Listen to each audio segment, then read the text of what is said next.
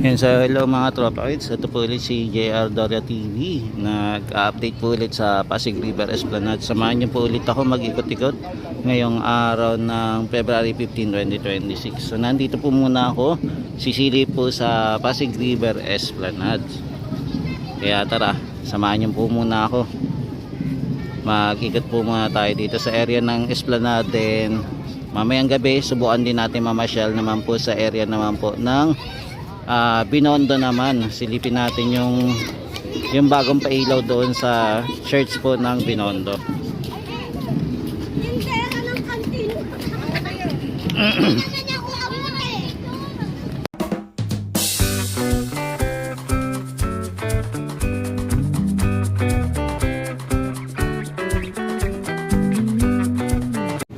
Yan, so ngayong araw na to mapapansin tayo na may mga lumilipad-lipad po na mga ibon dito.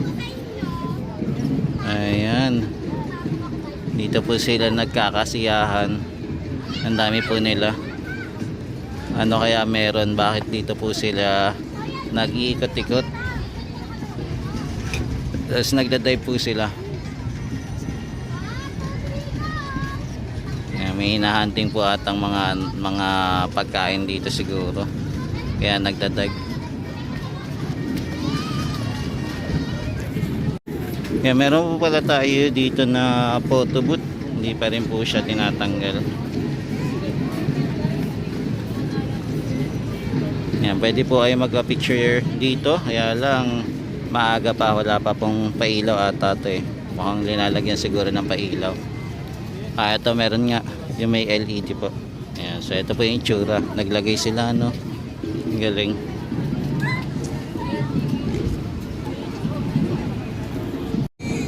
Yan, kung mapapansin nyo po ngayong hapong ito, so time check natin ay 4:21. Unti-unti na rin po dumadami yung mga namamasyal dito para dito po magpalipas ng oras at saka kumain po. Yan, mataas pa rin po yung sikat ng araw, medyo mainit pa rin po. Yan, so ito yung naman po itsura niya pagka maaga-aga pa. Yan, kung mapapansin po natin yung ilog Pasig natin, medyo madumi pa lang ngayon, no? Ayan, may problema tayo dito sa ilog Pasig ngayon, hindi po siya malinis.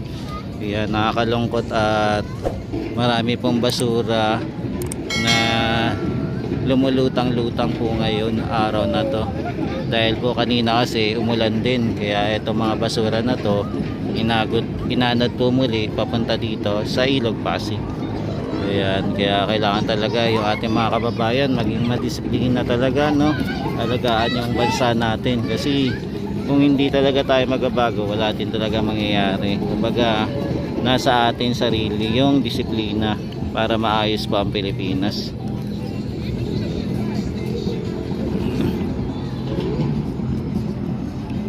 Yan, dami pang lumilipad ngayon ng mga ibon. Naglaro dito sa ilog Pasig. Yan, dito na may makikita tayong boot, no?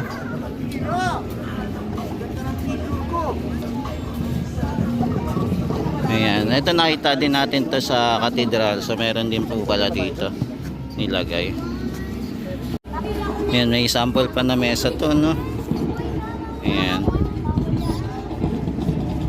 Ayan, so ito yung decoration dito sa Pasig River Esplanade. May siya, booth. Ang ganda.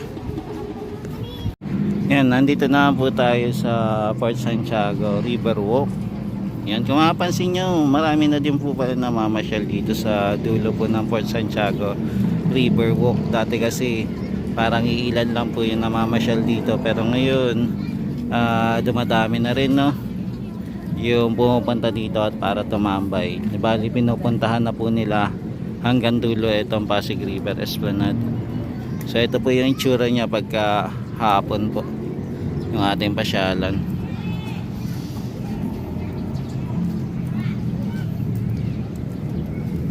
Yan, buti na lang hindi po umulan. Sana po maganda yung panahon para mas marami po mamasyal ngayong araw ng Sunday dito po sa Pasig River Esplanade.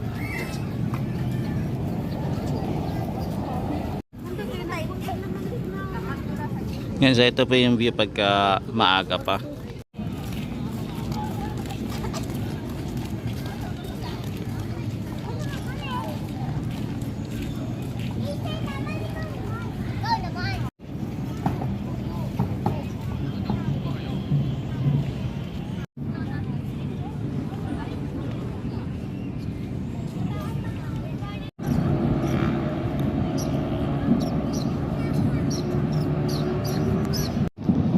Dami na nahuli ni kuya na ano, na tilapia. Harvest na, puno na. Dami ng pang-ulam. Yan, so nangunguha sila ng mga isda dito sa may Ilog Pasig. Yan, medyo ano ngayon, high tide. Yan, marami silang nahuling isda.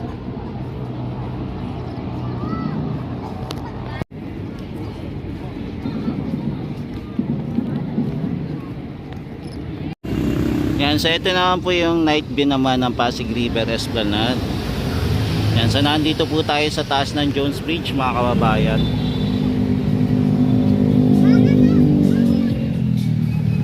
Yan, so ito po yung itsura ng ating Pasig River Esplanade. Pag nandito naman po tayo sa Jones Bridge, makikita natin yung dami po na namamasyal ngayong gabing ito, ngayong araw ng February 15, 2026. Yan, Sunday po ngayon.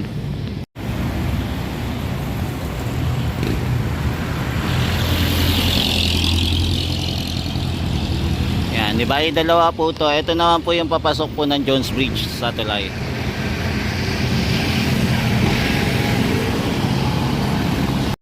Yan, ito din po yung nasa harap natin. Pinailawan din. Ayan. So, pinaganda po nila yung tower. Tapos nakapintura din.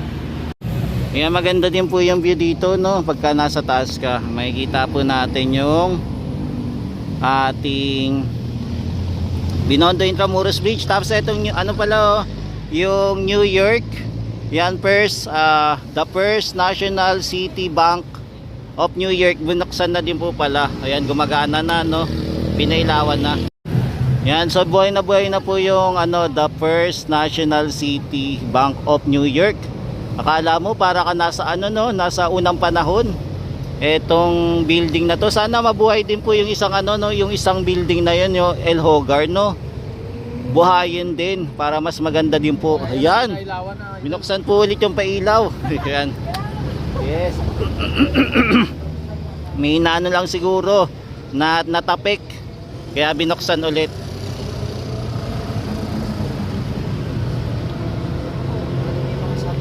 Yan, so lipat na tayo ng ibang venue, guys. Yan, so makikita na pala natin itong tower ng Jones Bridge. Pinailawan na po pala. Ito, ang ganda ng itsura, grabe. Panalong panalo, mga guys. So kabilaan po pinailawan. Maging doon din po sa baba, may pailaw din.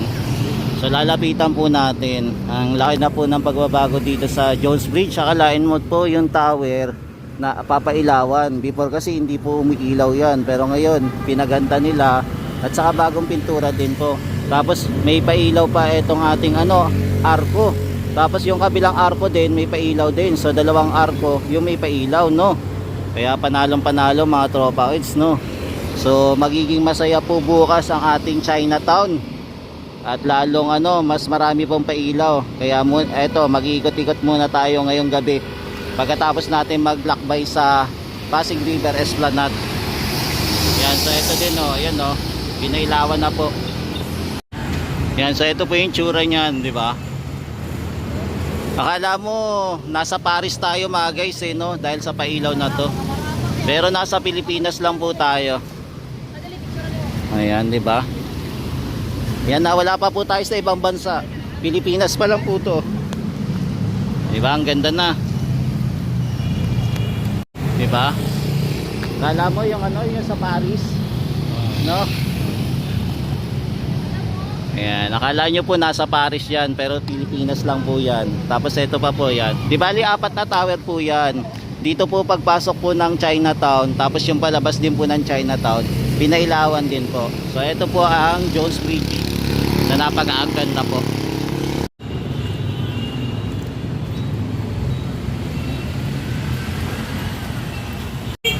tas dito naman po tayo sa Arko ng Pagkakaibigan Pilipino-Chino. Yan, ganda din po dito, no? Ang liwanag, ang ganda. Buhay na buhay po yung ating pasyalan dito sa Chinatown ngayon. Napakailaw.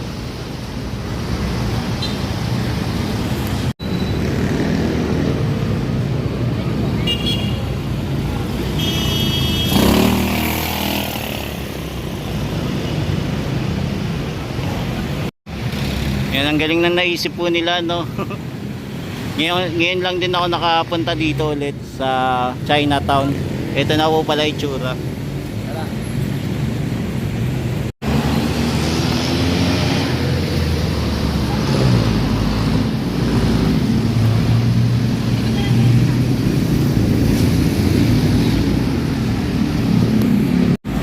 Yan, so ito po yung itsura ng Chinatown ngayon. May ano pa sila, no, parang commercial. Yan, pang commercial po na 3D, no. Yan, naka 3D po siya. Yan yung itsura niya. Naglagay po sila ng decoration dito sa area. Bali mas maliwanag po yung lugar ngayon, no. Bagong pangkulo po dito sa Chinatown, di ba? Mas maganda po pagka matatanggal na din po yung ating mga yung spaghetti wares, no. Yan, meron pa kasi mga spaghetti wares dito. So nandito na tayo sa area po ng Dasmariñas area. Ayan. So ang ganda, di ba? Parang umiikot ano yung ano, no? Kaya nga eh, pagka binibidyoan mo, no. Pero pagka tinignan mo na, wala naman. Bakit kaya ganun, no? Yan, may decoration din po dito, pailaw. Maging dito din po kay Jollibee, punutin po ng pailaw dito. May baka, may birthday. Pwede rin. Yan, tapos ito naman po yung itsura ng Jollibee. May pailaw po siya, no. Paskong Pasko pa dito, no, kay Jollibee. Ay, bago ba? O ano? Kaya yan, so nandito tayo sa Binondo Church, mga kababayan. Kaya lang hindi po kasi binuksan yung ano dito, yung mapping, no, yung pailaw dito sa Binondo Church. Sayang kasi siguro meron ata po ngayon na simba. Kaya abangan natin bukas kung papailawan na ito. Papasyal po tayo dito para makita natin. For the meantime, ito po muna yung makikita natin. Nako, so ito po yung Binondo Church, di ba? So ito yung pinakamatandang church dito sa area po ng Binondo or saka po ng Chinatown. Ayan. So hindi po muna binuksan. So nandito po tayo sa Plaza San Lorenzo Ruiz. Ayan. So punta tayo dito kasi marami palang kainan dito ngayon. Punta tayo doon? Oo, pasok tayo doon. So tara guys, silipin natin kung ano meron dito. Punta tayo dito sa kapagyalan dito. Yan, mala fiesta din pala dito mga guys. Ang daming ano. O ano to, may siga din dito. Ayan o. Galing. Para saan kaya yun? So ito na po yung ano, yung ating Chinatown. Ayan, so nandito na pala sila. Yung mga mascot. Ayan, nandito pala. Dito na masyal yung mga mascot natin. Ayan, sina Pikachu. At saka si ano, si Stitch. Oo, wala na sa Esplanade. Dito tumambay. Ayan, so ang ganda dito. Ikot tayo dito, idol. Nalo. Yan, so ito naman po yung fountain. Anong pangalan na fountain na to?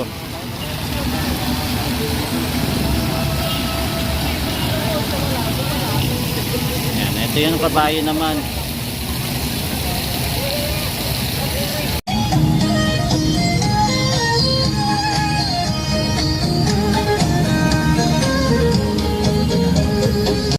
Yan, ganito pala pagka ano, no, pag Chinese New Year. Ang daming paninda. Mala fiesta pala dito mga tropa. Ang daming kumakain. Nakakagutom tuloy dito sa lugar na to. Diba, makulay. Diba, kumbaga peaceful po muna. Wala po muna issue sa West Philippine Sea.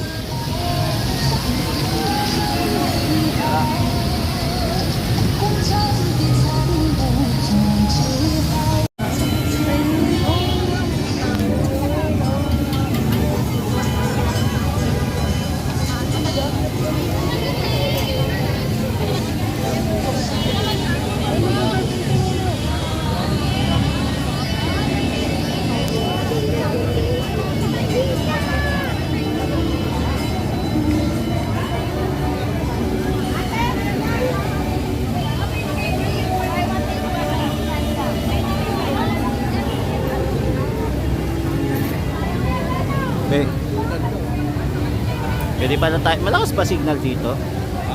Malakas din. Pag magla-live pala tayo, malakas din pala signal. No? Ah. Pwede pa tayo. Naka-live ako dito dati. Naka-live ka din, okay naman signal. Pwede. Ano, punta tayo doon? Kailangan pala magbaon ako ng battery pala, no? Para dalawang Punta tayo live. doon? Oo, tara.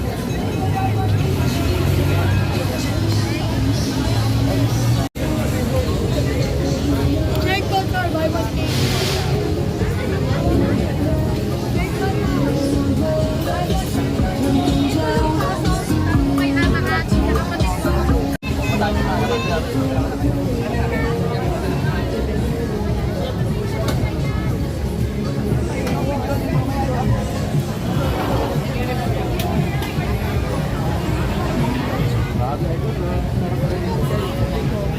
Ayun, no? Ata kumain dito. Daming pwedeng kainan. Grabe. Nakakagutom. Ata kumain dito. Magkano isang ganito order?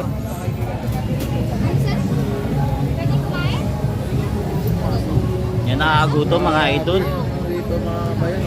Nakakagutom tuloy ako. Pira dito, idol. Para saan naman to idol?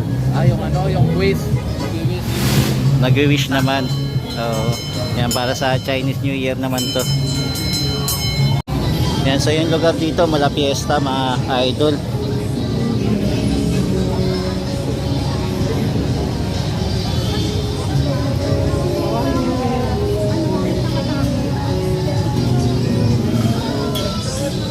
Yan, may mga costume pala dito bro, pang Chinese. Ayan.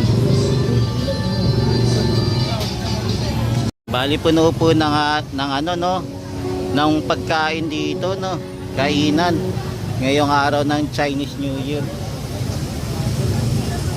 Ayan, tikoy. May order pa dito.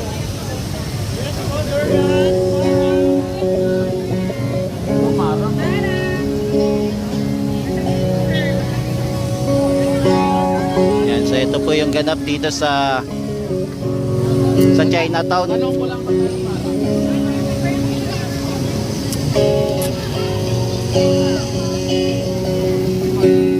Daming pinya.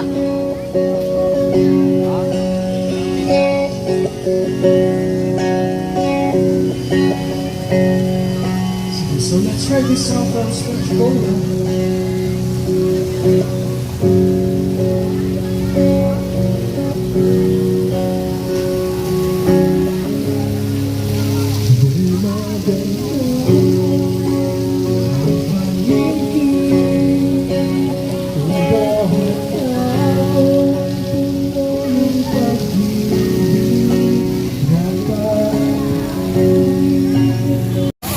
Yan, so guys, ito muna yung latest update natin dito sa Binondo. Nakapunta tayo sa Binondo para sa Chinatown nagaganapin bukas po. Yeah, maraming salamat po. Ito po ulit si JR Doria TV.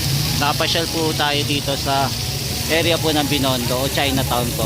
Yan, thank you po and God bless. Pagpalain po kayo na may kapal. Ingat-ingat. Yan, ano pala ngayon, no? Year of the Horse. Yan, thank you, God bless po ulit.